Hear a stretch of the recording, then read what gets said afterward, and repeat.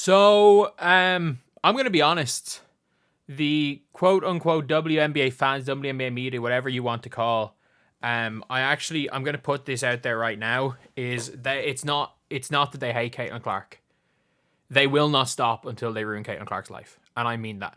I actually mean that. They will not stop until her life is ruined. And look, I am somebody that is looking at this from a perspective of, I'm an Irish person.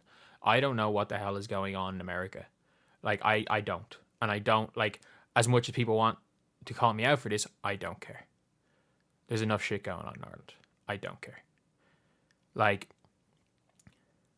I care about being right and wrong being wrong. I think in general I'm a good person. And obviously, just like what happened with these players, what they've all done is right. Racism shouldn't be tolerated. It needs to be called out. Obviously, no player should have to deal with that. Whether it be hate online, all of this type of stuff, no player should have to deal with that. But it's, as we've all known, it is a horrible consequence of growth. Like, the reason I keep using myself as an example is because I am a person. Like, I can only give first-hand experience for myself. I made 2K videos. I'm doing quite well right now on these videos. I'm pulling like 6 million views a month. I'm doing pretty damn well. And I have been called every slur for an Irish person in the book, sent to my business email in the last 6 weeks. But when this channel was pulling 100k views, I didn't get any of that. But that doesn't outweigh the crazy support.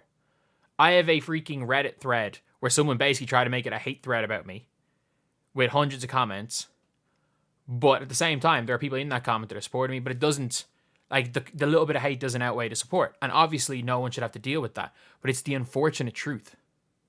Like, it is what it is. But these people, they don't care. And I mean this. They don't care. And we have seen what has happened. What has happened to Erica Wheeler and Kelsey Mitchell, I'm going to talk about that in another video. But with what's happened to Erica Wheeler and Kelsey Mitchell, I'm like, one of their crimes is, like, people want them to say Caitlin Clark is evil. Aaliyah Boston is even being called out. And she has basically said, like, I've seen the best and the worst of the social media stuff. I had to step away from social media. And everyone being like, oh, Caitlin Clark hasn't had to delete her social media, so she hasn't gotten it worse. And by the way, I think they've both gotten it bad. But the reality is that deleting the app on your phone and deleting your account is the same thing, which Caitlin Clark has had to do. She's had to delete the apps. Every single thing they've said that these other players have had to do because of Caitlin Clark's had to do herself. It's a horrible situation.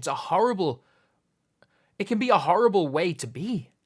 Like, it's not easy for her. It's not easy for them. But the reality is that they're trying to ruin her life. And I mean that. Any player they find out is friends with Caitlin Clark, they turn on them. They turned on Aaliyah Boston. They turned on Erica Wheeler. They're now turning on Kelsey Mitchell. They turned on these players, these quote-unquote fans, and the worst part is that there's media. And then there's not only parasocial relationships, I'm going to talk about this later, there's actual relationships between the unhinged people on WNBA Twitter and WNBA players. It is pathetic. Like, it's pathetic. We've now seen, supposedly, Caitlin Clark being a reason, basically, Caitlin Clark fans showing up to a Chicago Sky game, making people feel unsafe. Did they do anything? No. They were just there. Chicago Sky season ticket holders sold their tickets to Fever players or to Fever fans. Fever fans were just there. Chicago Sky fans felt unsafe. For any reason? No. I mean, and then they basically said, oh, I'm glad this guy didn't make the playoffs because, the heightened atmosphere, people would have gone crazy in the crowd. And it's like, well, yeah. So I'm guessing the fans, like, really, really cheered. The fans really, really cheered when Caitlin Clark broke her career high and at 31 points. So I'm guessing that was just too much for you. You're normally used to Chicago Sky fans being silent, I guess, maybe, when they're losing. Maybe you want them to be silent. But this is horrible to see. And, like,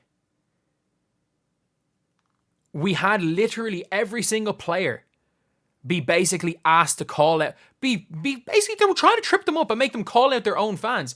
And they all made sure they said the right thing, which is like, look, these are trolls, they're not our fans. There are so many good fans, let's talk about the good things.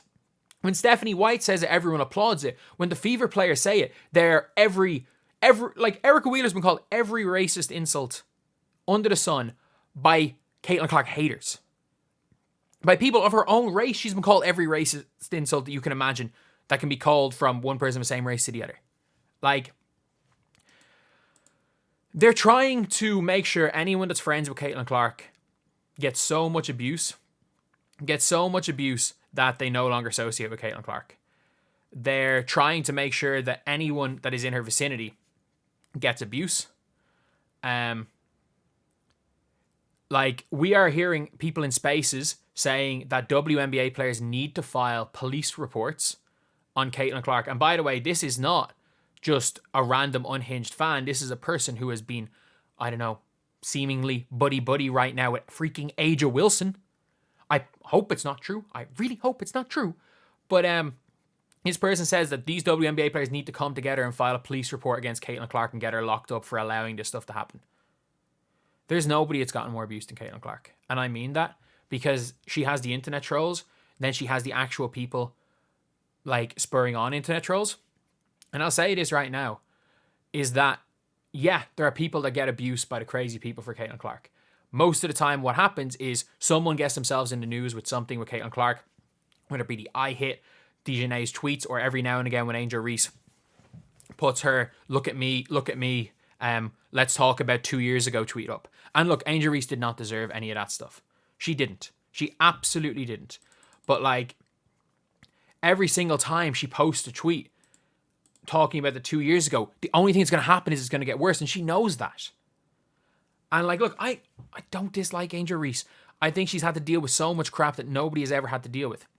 But the difference is that Caitlin Clark has to deal with equally as much crap. And also, the fact is that these like actual like credentialed journalists are the ones that are not even spewing the crap. They're the ones that are making hit pieces on a 22-year-old rookie who just played basketball better than everyone else. And it's why I have the picture of the rookie of the year right here. Caitlin Clark has come out and had one of the best basketball seasons of all time. She has done more for this league than any individual player has ever done. She has done more for the league than any individual player has ever done. People talk about how, Paige, someone was just like, Paige Beckers is like loved because, you know, she will like promote teammates of color. Caitlin Clark does that. Caitlin Clark talks up all her teammates, Kelsey Mitchell, Leah Boston. She talks up all the greats of the game. Caitlin Clark went on national TV and basically defended Angel Reese. Caitlin Clark has done every single thing that has been asked of her. The reality of this situation is they don't have, like, it's nothing Caitlin Clark can do can help. She could solve world hunger. The reality is that they not only want to bring hate towards Caitlin Clark, I'm telling you this right now, they are not going to stop until Caitlin Clark is broken. They won't break Caitlin Clark, but they're not going to stop until they do that. And if they do break Caitlin Clark, or if she just says, you know what, like, it's not worth it, which she's not going to do anytime soon, but she could win 2 championships and this crap could still happen and she could just say it's not worth it. They're going to find the next person. They will find the next person, and they will keep finding. If they succeed in breaking a 22-year-old, these unhinged, crazy people, and the worst part about this is that a lot of these people have their faces to this. They won't stop. They won't stop until they get the next person and the next person and the next person, because it's not about basketball for these people. If it was about basketball, people would be talking about her great rookie year. People would be talking about, I didn't even know she won rookie of the year for like an hour. People would be talking about Fee Collier, what she did. People would be talking about how great how great Sabrina Ionescu has been in the playoffs. People will be talking about how great these players are. The reality is they're not. People will be talking about AJ Wilson, 3-time MVP. But you know what? They're not, because they are more concerned about making sure they ruin the life of a 22-year-old than growing the league. And that is fact.